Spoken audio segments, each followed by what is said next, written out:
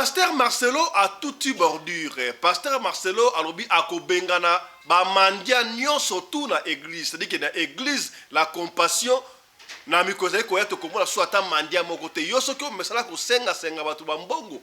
Okozala chasser na église la compassion. Ba ike ba lobi Pasteur Marcelo a toute une bordure. Est-ce que asa ina raison ya kobengana batu na église to ezali normal mutupe asenga baite robi ye moko azalaka mandia tango azumwa katuku bianza akomi koboya batu basenga ndenge nini epesi débat ya kosakarate. On va en parler dans cette émission, mesdames et messieurs. J'aimerais parler à tous les mendiants de l'église.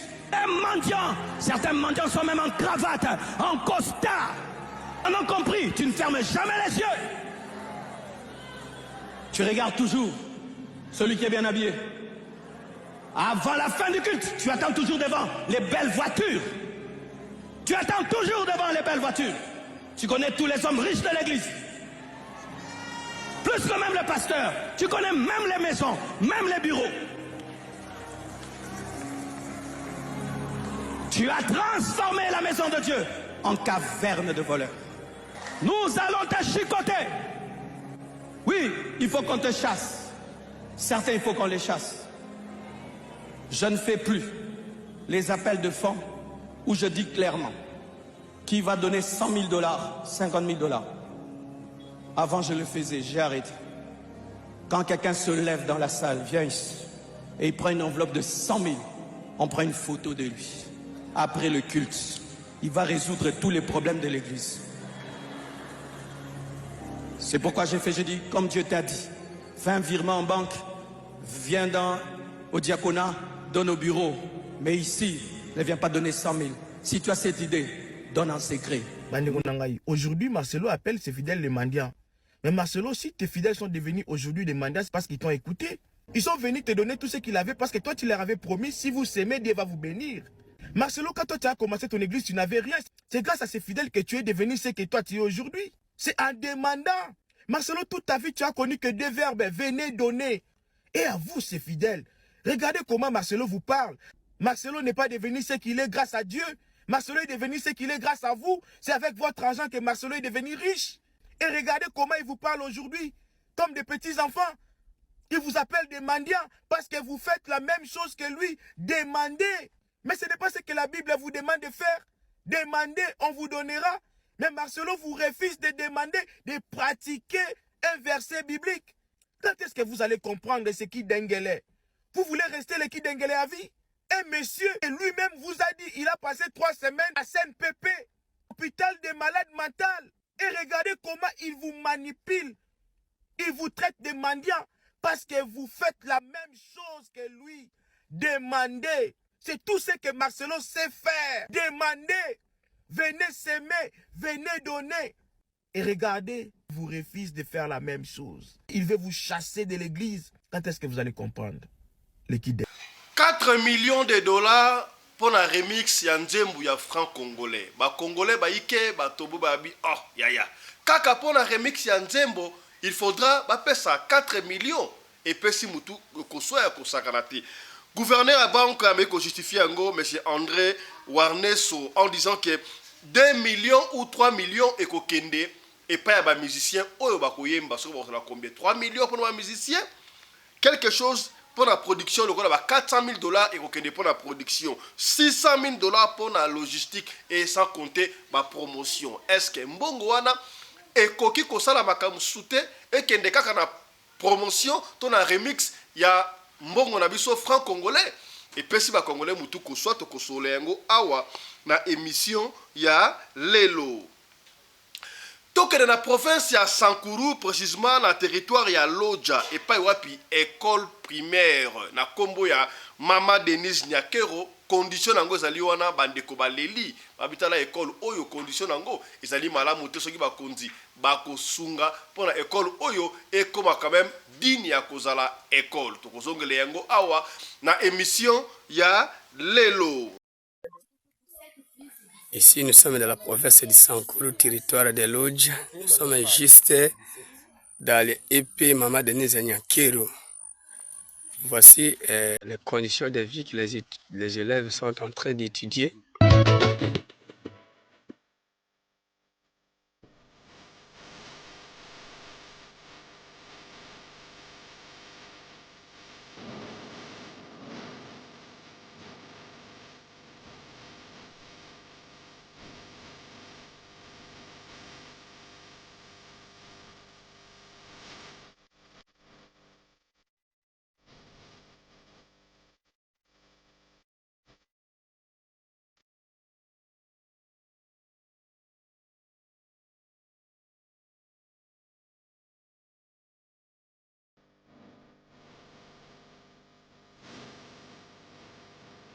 félicitations à Clan Wenge. Clan Wenge ezali kaka musique te. Clan Wenge et comme sikawa dynastie patrimoine pour na exemple à suivre pour la musique congolaise. Clan Wenge tu ebi ke ba kabola ba famille notamment Wera na Jibe Konso Kabola ndingona mais orchestre ya Liboso en fait ezalaka nango oyo mona ke bana batangi kelasi bana bakomi bato bana babandi kobala.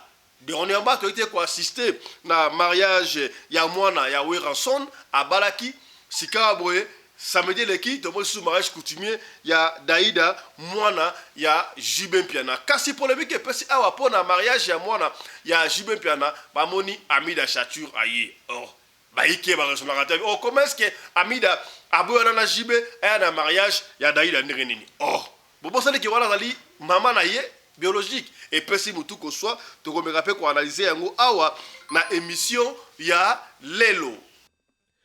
Oyebaki te mapangu ya Nyongo eye na Kinshasa mingi pona bandeko ya diaspora opportunité epesameli yo ndeko yaka koma kolo lopango pefuta ndambu pendant une année wana ezali formule ya liboso formule ya mibale eza kofuta ndambu ti pendant 2 ans otuni taloboni mapango na prix ya iPhone na $2000 ya pamba landa procédure de paiement premier compte o ezali na $500 pefuta ndambu $125 chaque fin du mois pendant 12 mois bokanisi esuki wana Tintin pour la formule ya mibale premier compte eza na $500 pefuta $63 pendant 24 mois yoka ba avantage ndeko mapangu ezwami na commune ya Maluku oyo babengaka commune touristique na grand quartier à Menkao na cité diaspora juste à 10 minutes na Macadam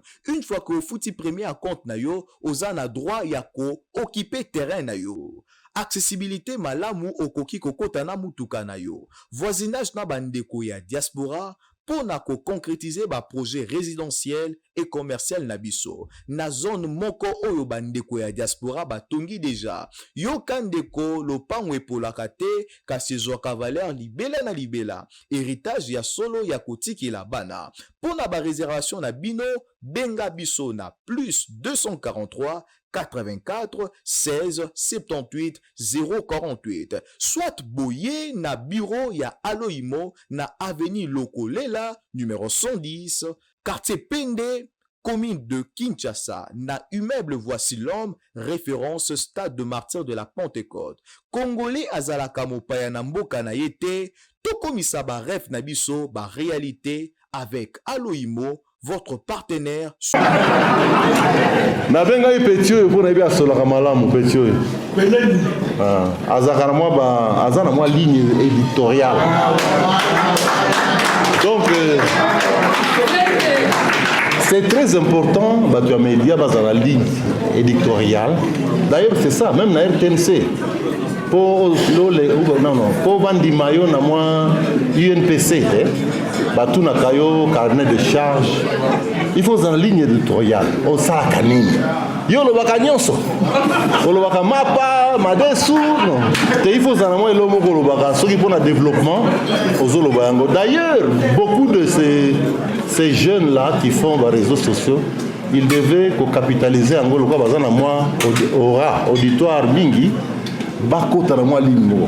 Quelqu'un peut parler à biloko ba congolais ba salaka awa yo lo ba kaka biloko malangu ya congolais olio lo ba kama mabe otia en na kati na biso eza malamu te ba mama ba mso salaka ba produit na bango o ba solinga ba faire connaître yo lo bingai réseaux sociaux na ngana betaka mère moko na yo ville ya salaka ba produit à beauté oza ko promouvoir yango. Bonjour à tous, bien le bonjour. Kim Cosmétique vous présente sa nouvelle marque de soins corporels qui est constituée d'une thym banane, thym caramel et thym métis. Bonsoir ma papa, ma maman. Kim Cosmétique mokonzi à l'opposo a yelibi ma solution ya sika. Ma solution ya sika pona l'opposo na bino pona ba problème na bino nyoso ya l'opposo Kim Cosmétique des solutions. Na memel bino 3 gammes na ga ya sika. Première gamme ezali thym banane, Deuxième gamme ezali thé métissé et troisième gamme ezali thé caramel. Et ngana meme bino susu ba coffret yango yo pona ba fête. Ba papa bokoko offrir ba mama ba coffret, ba mama pe bokoko offrir pe ba papa ba coffret. Mama Kim Cosmétique donc meme bino susu ba produit ya sika pona chaque partie ya nzoto ezana traitement na yango.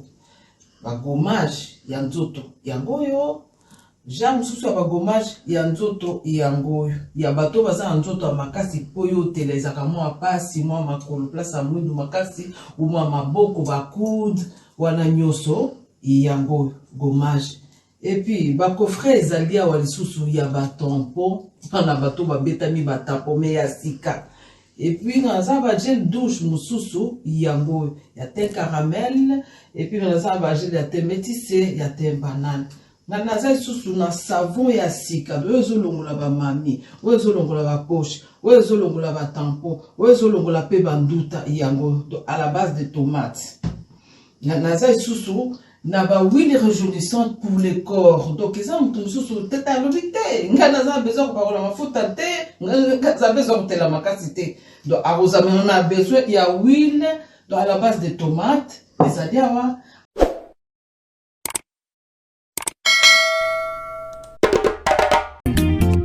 Osimia limeti pembene sase papa sueno nini babomaka moto na petro te polamba na babola esengi makala yo timabanga Edgar Mvumbi papa na soki osali bongo wana obomi moto bolingo nanga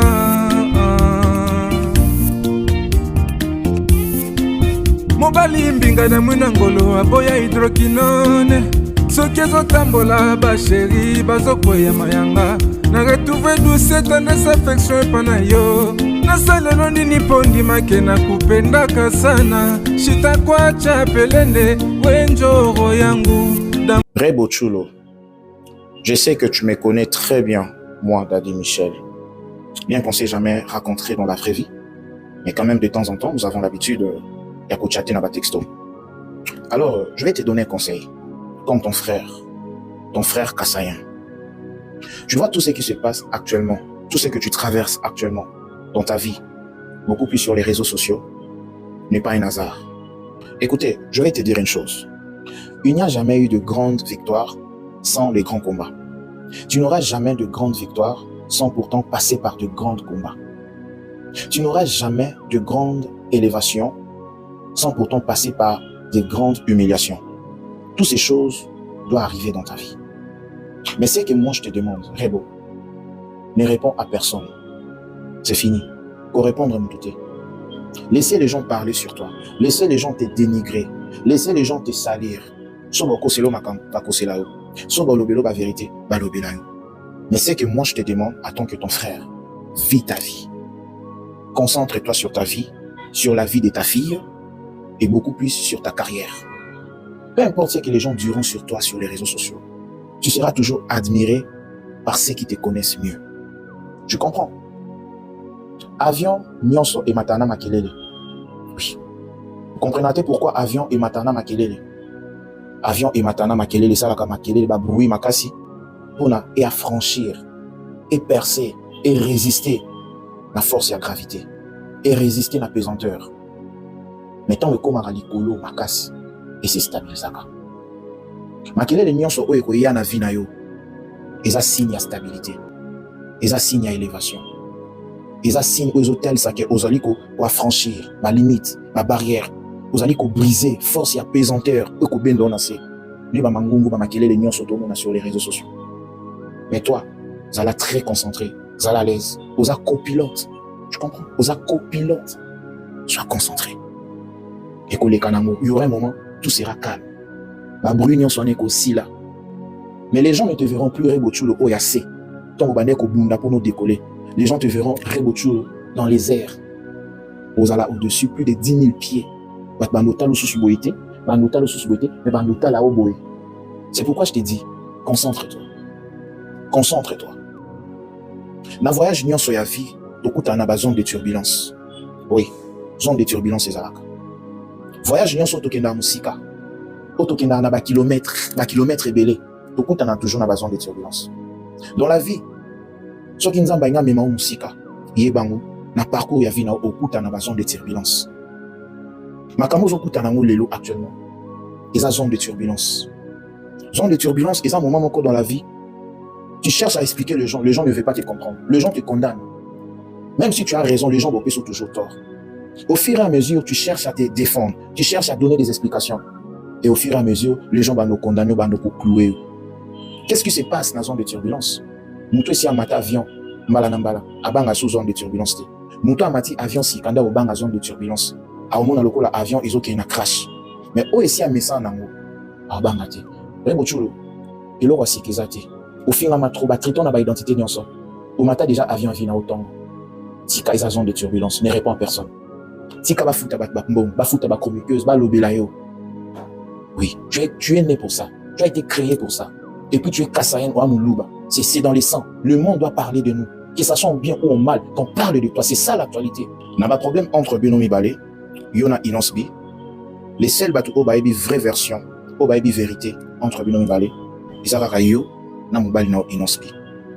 Nous sommes sur les réseaux sociaux, tout le bélango. Toujours le bateau tâtonné. Topé sa version selon nous. Topé sa analyse selon nous.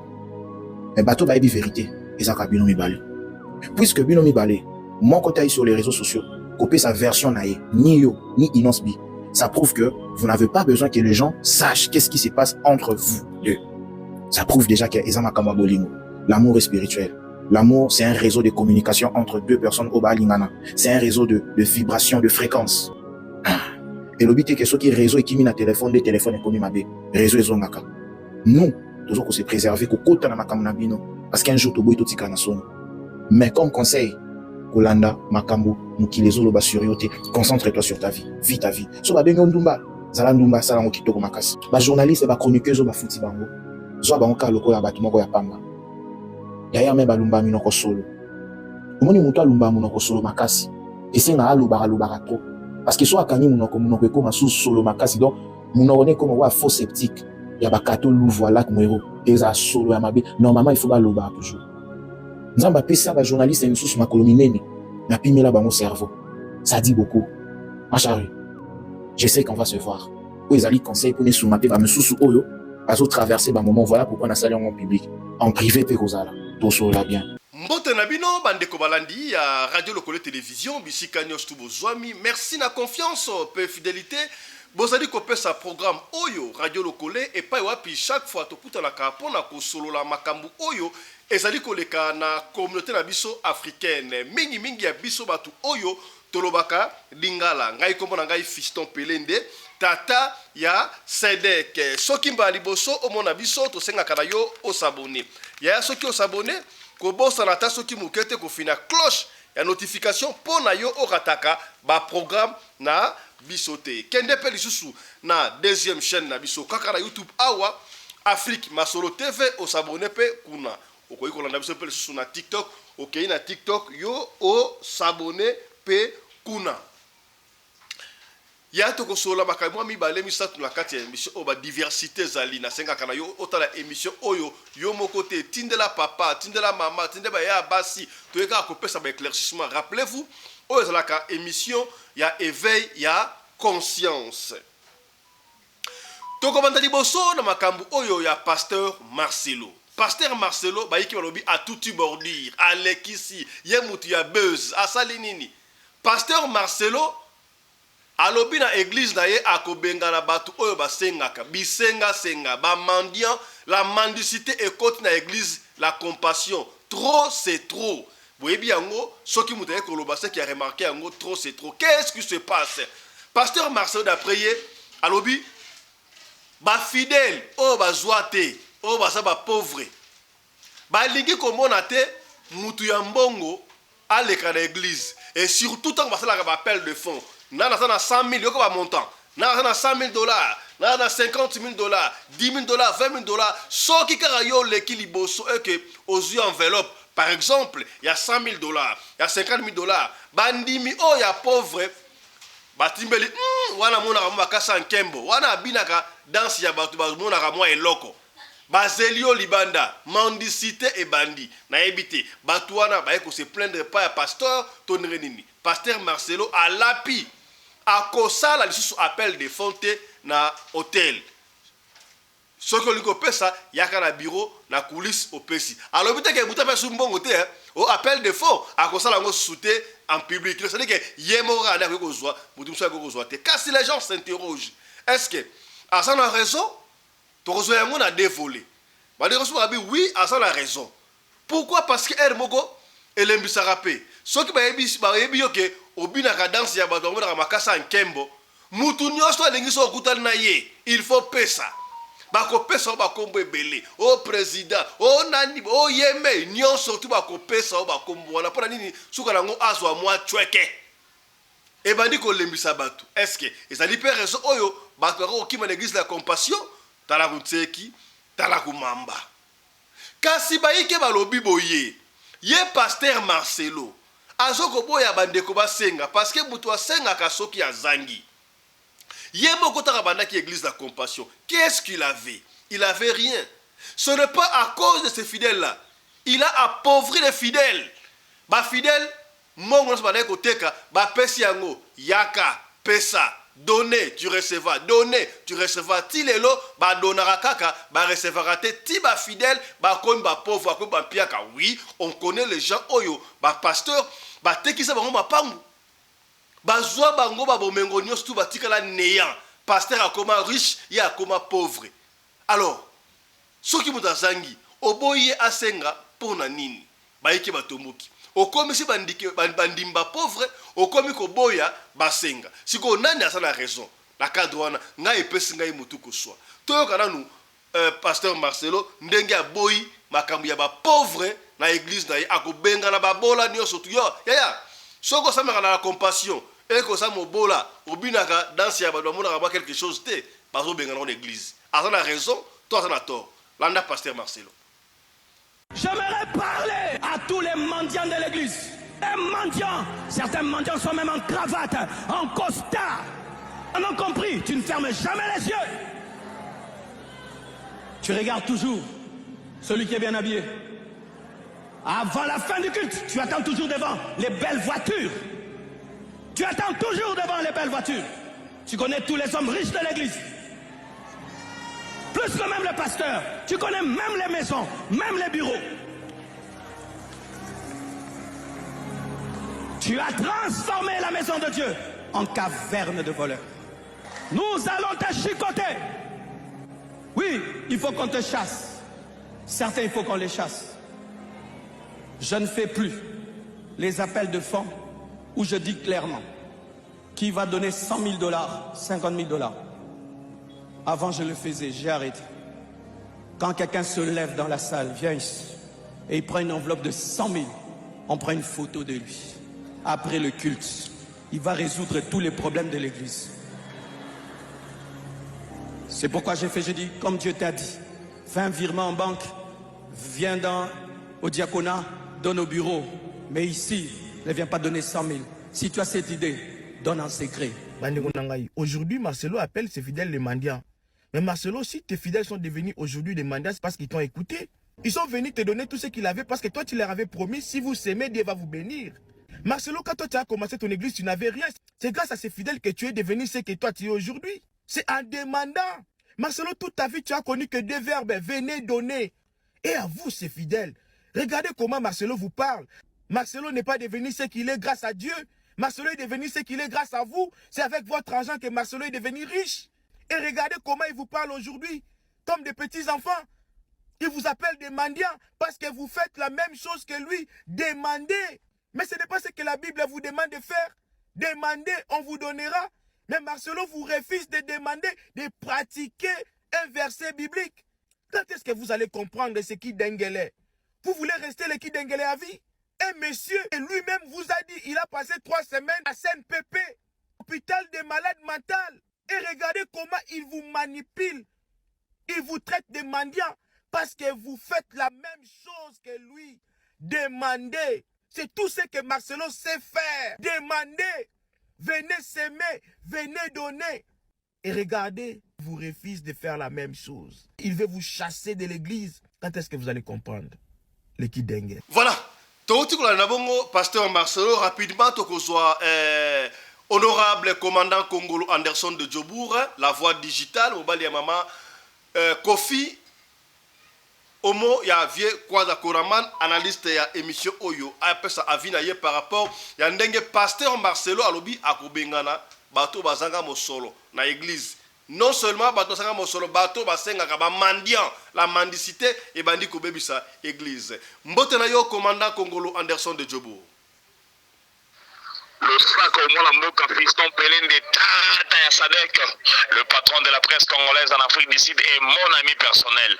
Mbote na mama Rina Pelende, mama Oyo Akabaka, kolika mama Denise Nyakiro, pe kolika mama Olive Lembe. Honorable président, pasteur Marcelo, na ebité son lingaka wa bes, mais moko batu Oyo, bazali batu moko Oyo, baza dignité ya ozala basali na Nzambe. Soki matolo côté l'église, ezali parce que bango mo batu ne batu matolo batu liboso. Marcelo abotama millionnaire te. Marcelo abotama na famille riche te. Marcelo lelo komi na bambungu ya ebele azu yango api. Bato ko pauvre bandimi, bango baso koma ba riche, mais alingi te bandimi basenga bandimi musu mbongo. Bandeko, omoni problème toza na Congo ezaki non. Bato oyo lokola Marcelo bakanisaka l'église na bango wana ekomi lokola ba place moko boye bango nde bango to bakomi komizwa kolela utata Yesu ye moko mwana na Nzambe. Na ebite pona nini okoba na kodenigrer bato tina niveau wana obengana babola obengana bamandia na kati église. Mutu tanga kosenga pona pasi okanisi mutu aza mutu azana bozwa kosenga te. Par contre, il y a tant que Moussa Nzambe, il faut le gaz solution pour la bateau, oh, bazanga na l'église. Tout le monde a une négociation à passer à la image na kati le collectif wana. Abengana mwasi moko pa pesa offrande ya muke.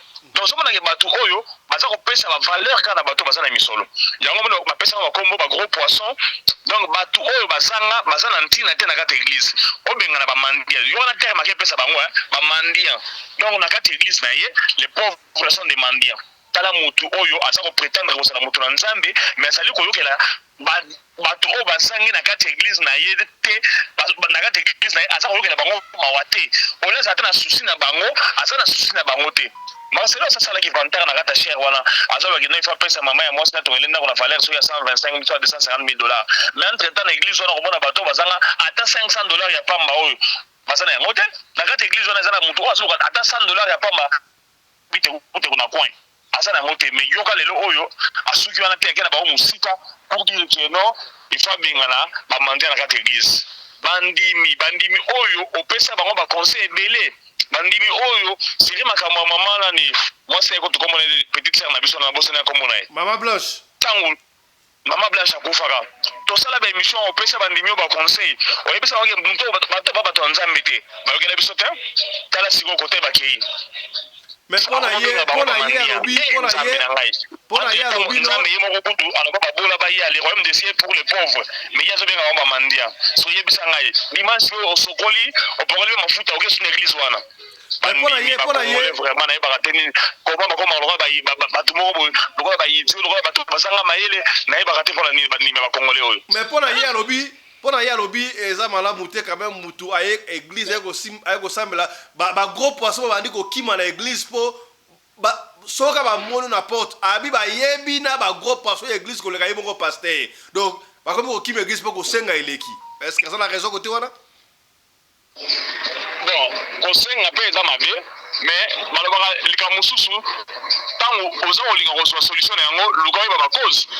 Tata ya osenga pasi azangi alors aluka batwana bazwa soki bazui malation ba osenga te. C'est ça le problème. Atika aluka ba solution. Ba on peut se misala pesa on peut sa mongo basa mongo pesa bango.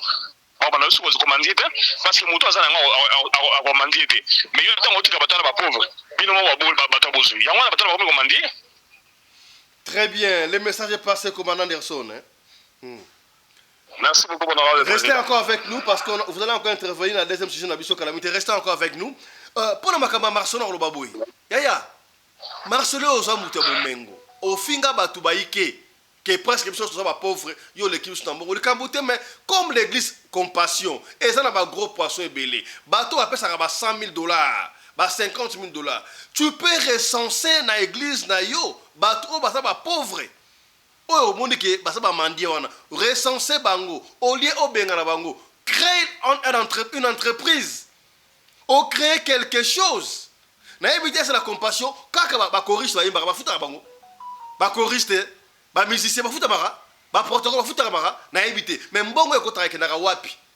Alors oko récompenser bande kwa na ndenge mususu yango na to éviter ozonga na catholique tozonga les catholiques parce que l'église catholique a créé un emploi a créé une école non surtout pour passer la biais mais vous critiquer l'église catholique mais fais ça fais comme l'église catholique on a un bon belé ça là en entreprise attends il y a ma brique à pamba ça en entreprise il y a ba tonga comme ça ba fidèle na yo ba pauvre ba zo akata moi des fils que $300 par mois ba kotika mendicité mais oya ko ba ya ngana éviter que ba ko créer commission à censure pour ma pasteur na éviter mutamba yaki awa alinga créer ma pasteur awa oh non ba pasteur il faut ça na permis ce qui permis de culte yana ba combattre yetina tile mutamba suite na to ebi yango ne komi awa vous combattez les gens bolingera bino moko bozalaka au zénith bino moko boliaka bomela ça c'est pas bon ça c'est pas bon o to loba kité to lobé puis bandeko oui moi siko bali ko ridiculiser bino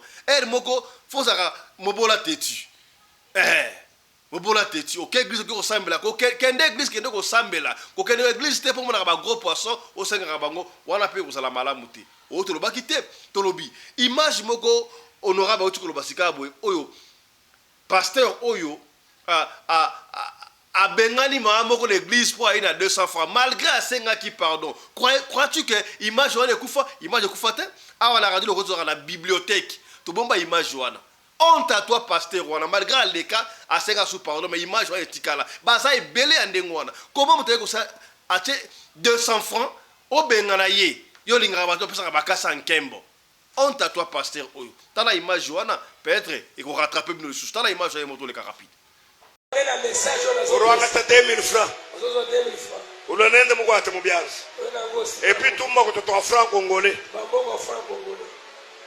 moi je suis pas pauvre hein. Les offrandes il faut donner aux pasteurs pauvres. Les offrandes comme ça, il faut donner aux pasteurs pauvres. Achère, on a des kassans qui aiment voter, zonga, longwa. Ama kassans qui aiment voter. Il faut que nous prenions vie dans le bayaser. Mais les kassans qui aiment voter, moi, nous ne pouvons pas payer ça. Nous allons prier, ce que tu veux savoir. Nous allons faire kassans qui aiment voter. Nous allons faire baïdou, azawan. Essa ba John ba situation ba osambele na yo. Écoutez, ozwa te na ozwa te yoka ye nanpe na yoka peti ara lisolo jamais lisolo amotema kumama papa yawe kuma papa Yesu ni bakuma lamu.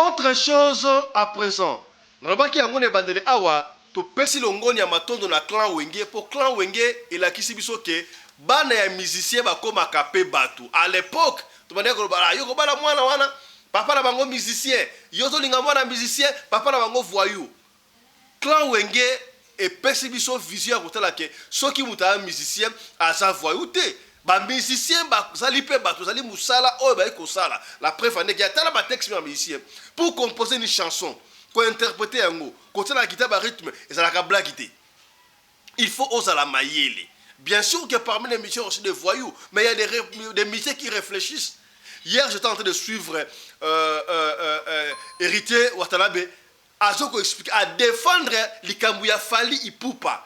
Il faut mettre dans ça de France, il paraît, le gouvernement, au travers du ministère de la Culture, a payé $1 million pour la Fali, pour la Stade de France et Simba. Ça a tiré de partout. Non. Oh. Mais dans ces pays de réflexion, il y a héritier. Alors, héritier, si vous avez la passion, merci. C'est comme ça qu'il faut réfléchir. Et l'héritier a tangisi naba kondi mususu, naba intellectuel mususu. Il a fait voir que, mais musique comme vous avez ça bon. D'ailleurs, 1 million ça moukié. Fali a aucun retour pour la bendele ya mboka. Le gouvernement doit contribuer. Non seulement ça, la musique est congolaise, il y a Libanda, il y a renumération, il y a Mbongo et la République démocratique du Congo, millions, Mbongo est est-ce que Mbongo est à l'État? Il faut que les joueurs soient là. Ceux qui vont jouer Mbongo, 100 000 à chacun, 200 000 à chacun, et ça problème. Ceux qui vont payer Mbongo, et ça a problème. Bah payer Mbongo militaire, et ça problème. Car pour l'année sur la musicien, il y a problème. Si tu vas pas sur la musicien Mbongo, bah ok de défendre culture Mbongo na biso. Na biso c'est un type intelligent. Coup de chapeau ici kawana. Na ina lo banini, ba musicien maele bazalaka. Kaizakado, on musicien, baliaka bana, ba musicien, baliaka bana bango. Mais on vous a fait voir que ba musicien, baliaka bana te lelo ba musicien, ba tangisa bana, bana bakoma batu. Tout mona bana ba weranson, ya ba jibe, batanga, bana ya jibe kutu, bakoma kotanga kelasi, bakoma kosala ba cabinet ma politique. Dernièrement, moi na ya weranson la ko baga. Exaucé hein, Diama, que salut. Wera bina ko sakalate donc il était au centre ko bali sa mwana kesengwa et sika ape te ko mona mwana ya jibe piana abali Daïda et sengo pona clan wenge kasi qu'est-ce qui se passe ici bato ba mingana koloba ba mbesala koloba ngana sabango ils sont bons à rien. Qu'est-ce qui se passe? Amida mama ya Daïda salaki wana. Les gens ont créé une polémique. Mais Daïda Bali, maman na Amida, maman a papa, maman sala vina ye, papa la vina ye. Moi na bango Bali, suko bolinga na ngwa salawan. Bolinga ki nani ngwa salawana parce que moi na ya Bali, bolinga na yo no fa salawana. Mais non, réfléchissons non. Il faut réfléchir. Jibe akatilu ketu. Moi na ya Bali et pour ça sera facile de moi na moi ça bala ya bibali babalaka tout monde bala moi na ya mubali ya jiba balaki déjà on n'a pas fait polémique de ça sur ça non mais c'est que moi na ya moi sinde ya Bali wenge oza na guerre froide moko moi na ya Bali ya ope ya Bali ils ont que les kitoko hein mais mabe bon tie polémique fallait pas Amida Sala ce que ça nini et sali nini et pesinga mutu ko soit commandant congolais de Jobour moi na jibe ya Bali Daïda Amida mama na ye yewana batu batomboki il fallait qu'il pas Amida Sala il fallait que ce qu'on a na ngwa sala na éviter yo réflexion sur makambo ngoni ngoni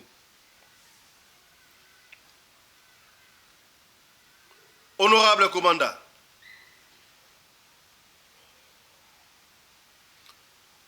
commandant Ozali. Allô, honorable. Oui, honorable président, merci beaucoup. Héritier Mwana Maye, est très bien parlé. Ce que mon kilida au téléma, on dirait dans ça injustice pour salami.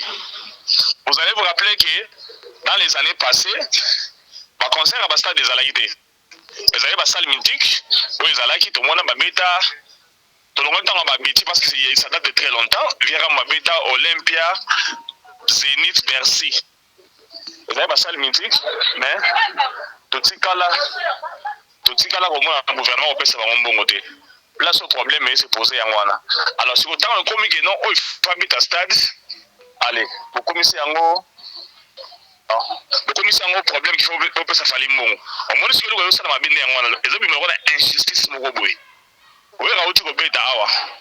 Adidas Arena faire habiter Adidas Arena na mabie fois vera mabie yenj arena mabie c'est mon côté. Or rappelez-vous que avant de commencer la salle mythique ezalaki gouvernement asalaki eloko moko te yango wana omoni eza koindigne bato mosusu ezobima lokola injustice. Non, honorable, moi rectification est sikawana. D'ailleurs, le ministre avait démenti qu'il n'y a aucune mbongo moko te bimaki pour la couper sa artiste Fally Ipupa concernant le stade des martyrs naïe. Mais l'artiste héritier a été recadré. Non, il fallait qu'il coûte mbongo et bimé puis 1 million et ça mbongo moukié. Et l'artiste héritier a démontré, Makambo a démontré, it makes sense, alobi a solo. Parce que ceux qui artistes ont kéndi. Aki otombo na bendele ya mboka. Gouvernement il faut supporter yango. Otombo na yango na ba payer belé. Artistes sont à zobeta be gouvernement, ministère de la culture à kotia mbongo. Et ça ou mbongo paye à l'état oui mais il y a l'état peut-être pas musicien parce que ba musicien wana ba musique na bango betaka partout. Ba futa ka mbongo na République démocratique du Congo. Ba futa ka mbongo. Il faut sikoyo ba rétrocéder ka bango pe mbongo na bango wana. C'est pas mauvais. Après cet exemple, les joueurs, donc ceux qui appellent les joueurs mbongo, il y a un problème. Ceux qui appellent Michel Mbongo, ceux qui appellent les militaires Mbongo, il y a un problème. Michel a des problèmes. Ce sont les problèmes. Bon, ça, c'est pas ça notre problème. Le problème, c'est la Liboye. Pour Nini, moi, je suis à Bali, Daïda. Amida ke mariage à moi na ye coutumier ba tout basali polémique oh comment Amida a ça comment la caméra aye matanga na ida ndenge nini voyez un peu comment est-ce que les gens raisonnent lecture na yo sur alors merci beaucoup honorable président. En fait il y a un problème au moins makambo bana ko bala oyo mwana wera mi balé balaki ezali exaucé que ezali exaucé da balaki daïda ayego bala c'est bien wana wera ngai ko na sepeli bana bala eza malamu batu ya ba polémique oyo allo yes allez-y bato ya ba polémique oyo nde bazo comprendre te que non J.B. Mpiana Werason Koffi Olomide baza ba star na biso mais à part qui star baza na vie normale o ba vivre ce sont des parents baza ba responsable ba père des familles alors étant que humain il faut ba vivre vie normale na vie normale wana yango bazo balisa bana na vie normale wana yango baza komi retrouver alors bango bakomi koluka ba polémique tala nano babandi kokende polémique tuote Amida ye basolo na JB mais basolo la tele ko la boni et le bana ngoyo moko papa mama ya mwana azali na bomoy mwana na bali il faut aya eza ndenge moko nazali ko yebisaka mama Yolande série ya nini ya makambu ya tonton de tonton tente de tente wana na yebisaka yeke non soki est arrivé que bibiso na bali vire mo forza la wana lelo bato bamoni yango mwana jiba bali Amida ye il faut ya toujours remercier maman présidente maman Denise Nyakero oyo ayo accompagner maman Amida na libala maman ya mboka première dame forza la boy donc ngai nazali vraiment pour makambu oyo ke amisien na biso baza ko balisa bana vous allez vous rappeler JB tango akala ayembaka nzembo moko wana ya vie ya bakongole vi na biso na Congo ono so ekoma tango akobala batu na famille nini eloko esekisa ye ngai ezalaki no namoni mpe vie na biso Constant Omari azo présenter mobali abi famille mayemba ngabi eloko jiba yembaka yango ayebaka teke ekozongela ye lelo ekomelie mais pour moi je suis très content ba musicien faut balisa bana na bango ndenge wana eza bien bana faut bala to bosi bana oyo kwa un jour bazo relève na biso alors ba tout na bango na kelasi to fungole le bango mitema babala ata soki bato wenge mususu ba eta Adolphe ya ki oui kana jibe bana ba polémique on trouve dans la émission mobile pas de cortican romain ndenge salami wana moi je suis très fier na sepeli na yango na sepeli na mwana wera tanga balaki na sepeli pe na oya bali etikali bana basara mususu ba bale kozala malamu mingi bato batika polémique o Amida ye caméra ya luka nini donc batika biloko wana batika yango c'est la vie normale bato à part star na bango bazala bato pour la biso donc il faut pas vivre oh biso peut toujours vivre vie ya malamu makamyo so il faut vivre yango vraiment merci beaucoup honorable président. Voilà, merci beaucoup pour votre temps, commandant congolais de Djobour. Voilà, le message est passé. Yaya, et ça n'a pas comme ça dans la vie, tout ça la polémique. De quoi Bali et puis à Bali to sepeli. Allez, de en anglais we move forward. Et ça ma polémique. Est-ce que tu peux réfléchir? Amida Bali, à Bali ici, en fait, Daïda Bali, mon Amida, ami daza vivante, même ça la vie naie, ayati. Ça c'est n'importe quoi. Attaque du caméra épée. Caméra pas goyat. Caméra pas goya, aïe quoi accompagner moi c'est ça mankambu. Le la polémique est ça. Donc on se trouve au belangoté. Autre ba quitter. To lobby. Autre chose à présent. Ya mitema ya bato zali ko soka, c'est ko soka. Pour les mitema bato ko soka, surtout ko vraiment pour ba montant o zali ko bimba. Ce qui est détournement, qui moyibi, non, aïbaki 130 millions, aïbaki 400 millions. Pour les konzi ba politiciens, ba mascara yango, ba pesa yango moins valeur, moins sensation. Non, à détourner. Détournement c'est du vol autant. Mais c'est comme le makambi à l'état et ça la kamon bilinga. Yaya. Toyoki, je ne peux pas encore confirmer, mais ils ont confirmation. Il paraît. La pension Mbote, gouverneur à la Banque centrale, moi, André Warneso, André Warneso, comme ça, je commence gouverneur à la banque. Toyoki, le gars, Balingi basa la remix, il y a franc congolais, pour la couper sa franc congolais valeur. Alors, et ça dit, ma bête, Kotombola, Mboka Nabiso, currency mbongo ya mboka na biso mboka soki ebebi mosolo na yango ekobebaka elongo ma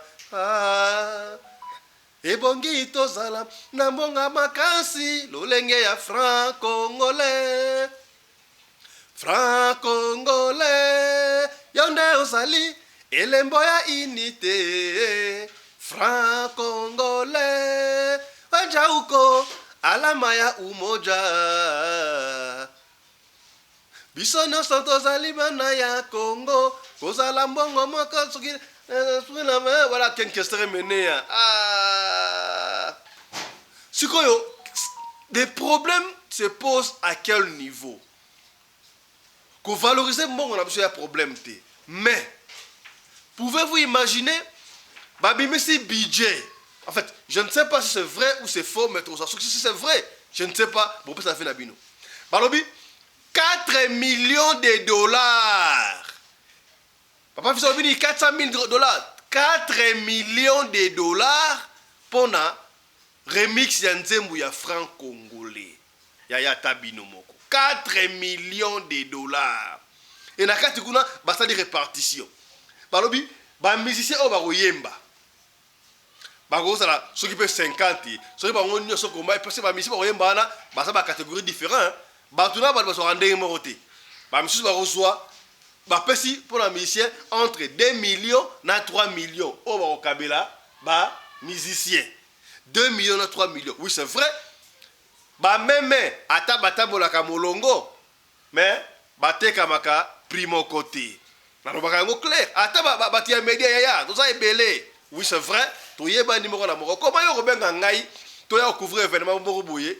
O pesa ngai katuku bianza ndenge mona batu nyoso to. Est-ce que audience c'est ndenge moko? Teto sur la pembe. Audience c'est ndenge moko te. Tango robenga ba journaliste, ba ko couvrir le moko partout sikawala ya au tarif, au publicité, yebaka audience pesa ndenge moko te. Non? Okoso mutu oyo opesa ndenge mona mutu oyo te. Peut oyo pa ko tia batal na bango te. Oyo kuno ko tia eza ndenge moko te. Ouais, ça logique. Mais si quoi problème de 2 à 3 millions, bah on paye ça ba musicien ya. Bah on a combien 400 000 dollars bah oui non et ça la pour la production yo ka ba montant. 600 000 dollars et ça la pour la logistique. Sans compter ma publicité promotion. Ya nini ya. À moins que les kambu oyo ça les solo te, ça ya lokuta. Ce que ça ya solo ya où allons-nous? Où allons-nous, Yaya? Où allons-nous? Pendant que, bah, budget, il y a 4 millions de dollars pour la promotion en franc congolais. Donc, de Bongo, dans la province, il y a Sankuru, dans le territoire, il y a Lodja. Il y a Lodja et pas il y a papa qui comprend ba Mende, Lambert Mende au Malanga, ancien rebelle.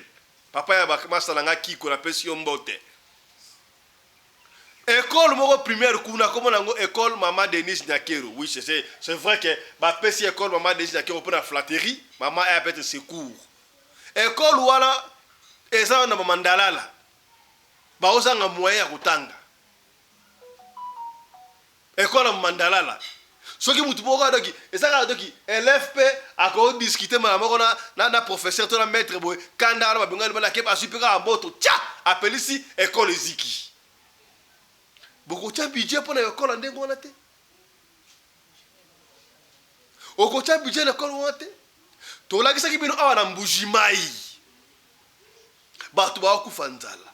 Batu ba otanga pela ba otanga na boy. Ba otanga na chiluba, ba otanga na chiluba za mabete. Otanga ikongo eza mabete parce que biso to tanga pe yango à l'époque. Ba yebi yango to bana otanga lingala. Ko comme non botangi lingala. Maman accueilli wenze, c'est pas mauvais, c'est très bien. Nous devons nous informer, nous devons être instruits dans la langue oyabiso locale. Pour la confidentialité à Makamususu, ma secret en boka. Yango ya monga benda abuna matoye. Comment bo sa ba réunion en boka na biso, bo lo ba na français te? Ce qui ba réunion stratégique, bo lo ba na lingala, to na Kikongo, to na Chiluba, te? O to lo ba kité, to lobi. Tala école oyo. Ici, nous sommes dans la province du Sankourou, territoire de Lodj. Nous sommes juste dans l'épée Maman Denise Nyakero. Voici les conditions de vie que les élèves sont en train d'étudier. C'est l'épée Maman Denise Nyakero. Et nous demandons aux autorités de tutelle de voir ici, dans la province du Sankourou, l'épée Maman Denise Nyakero, même vous, Maman Denise, voici l'état de votre école que vous êtes surnommée Maman Denise Nyakero. En tout cas, nous regrettons très fort. Même au 5e siècle, on n'a jamais vu ça. Et dans des pailles emballées, les affaires à l'intérieur de la salle. Voici, il y a ces élèves qui sont en train de jouer. Les autres viennent de sortir à la récréation. C'est l'épée Maman Denise Nyakero. Ici, nous sommes en face de la dame. Bonjour madame. Bonjour. Ici, nous sommes où? Ici, on est à classe, nous. Quelle classe? Comment ça s'appelle? 5e A. 5e A. Dans quelle école? Dans l'épée Maman Denise Nyakero. L'épée Maman Denise Nyakero. En tout cas, merci. Qu'est-ce que vous proposez aux autorités de tutelle en ce qui concerne l'épée Maman Denise Nyakero? Les conditions que nous vivons ici, on est mal parce qu'il n'y a pas de bancs, des tableaux. Nous vivons dans les mauvaises conditions. Et qu'est-ce que de nous aider même à nous construire même des bâtiments que nous pouvons étudier avec les enfants bien. En tout cas, merci. C'est la dame de la 5e à l'épée Maman Denise Nyakero de la province de Sankourou, juste au territoire de Lodja. Voici les conditions de vie que les élèves sont en train d'étudier. Merci. Voilà. Est-ce que à la Kishino Shikaboui, projet on est à franc congolais, 4 millions. Tu vois, tu as la promotion à franc congolais. Et on continue kaka. Si seulement c'est ça solo. Et on continue 4 millions, tu vas regarder ta moi 4-4. Pas bon dans l'école ou on kuna na Sankourou. École primaire Maman Denise Nyakero. Bah pesi yango comme la première dame pour la flatter, oui c'est vrai. Bon tu as image où est pas la première dame. Attends l'école est portée comme on a eu ndenge zali. Passe dans mon thème. Émission ici. Chap chap. Et tchara. Dans l'ombre, des milliers de femmes et d'hommes souffrent en silence. Des cicatrices invisibles, des regards fuyants, des douleurs que personne ne comprend vraiment. Mais aujourd'hui, un espoir renaît. Le célèbre docteur Guylain Le Bourgeois, dermatologue esthéticien reconnu, de renommée internationale. Avec plus de 24 ans d'expérience, il a transformé des milliers de vies, redonné confiance, espoir et beauté à ceux qui pensaient ne jamais guérir. Nous vient tout droit de Johannesburg, Afrique du Sud. Kata Afrique du Sud, moni mboka mundele, donc Afrique du Sud kitoko, auto, donc Donc désormais, cabinet docteur Guilin Le Bourgeois dans 4 Afrique d'ici. Par les cris d'une communauté brisée, une population en détresse a redonné l'espoir à des milliers de personnes souffrant de taches noires, acné sévère, vergetures, eczéma, cancer de la peau. Ils ne se contentent pas de soigner, ils transforment des vies. Ils étaient désespérés. Aujourd'hui, ils témoignent d'un miracle. Bonjour, je m'appelle Sarah, j'ai 27 ans et je vis en Afrique du Sud. Avant, ma vie était un combat quotidien. Je souffrais de taches noires sur le visage. J'avais honte de ma peau, honte de sortir, honte même d'aller à des soirées avec mes amis. Un jour, une amie m'a parlé du docteur Guilin Le Bourgeois. Elle m'a dit « Il change des vies ». Au début, moi, j'étais sceptique. Mais au fond de moi, j'avais ce petit espoir. Alors j'ai décidé de tenter ma chance. Et ce fut la meilleure décision de ma vie. Grâce à son traitement et surtout au lait de beauté Déborah, ma peau s'est transformée. Merci au docteur Guilin Le Bourgeois. Ce n'est pas juste un médecin. C'est un sauveur de peau, un faiseur de miracles. Bonjour, je m'appelle Judith, j'ai 37 ans, je suis infirmière et je vis à Johannesburg, en Afrique du Sud. Je souffrais d'eczéma sévère. J'ai consulté, j'ai essayé des traitements, sans résultat. Jusqu'au jour où j'ai entendu parler du docteur Guilin Le Bourgeois. Je me suis dit, pourquoi pas? Peut-être que lui, il comprendra vraiment. Dès la première consultation, j'ai senti quelque chose de différent. Grâce à ses soins et à ses produits, aujourd'hui, je me sens belle. Produit à docteur Guilin Le Bourgeois et pas il y a le silencieux de Gabinda, Miguel Vemba. Docteur Guilin Le Bourgeois est là pour révéler la beauté naturelle qui est déjà en vous. Il sera présent le 28 mai 2025 à Brazzaville, le 5 juin 2025 à Pointe-Noire. Contactez-la dès maintenant. Appelez les numéros à l'écran. Star dans le domaine nanga, na docteur en cosmétique. Hein? Ne faut pas confondre. Taille, masola bassin, taille acoustique, c'est docteur Guilin Le Bourgeois. On a posé à relancer ma poitrine na yo, ko fongo la bassin na yo. Ya mado, ya malonga, oya bien wana, c'est docteur Guilin Le Bourgeois.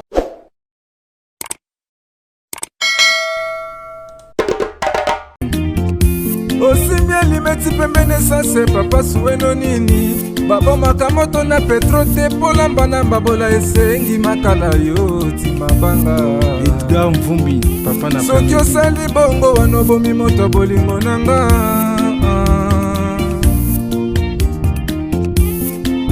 Mobali mbinga na mwina ngolo aboya hydroquinone. Soki ezotambola basheri bazokwea mayanga. Na retrouve douce tendresse affection epana yo. Nasalelo nini pondimake na kupendaka sana. Shitakwacha pelende wenjoro yangu. Dans mon cœur tu occuperas toujours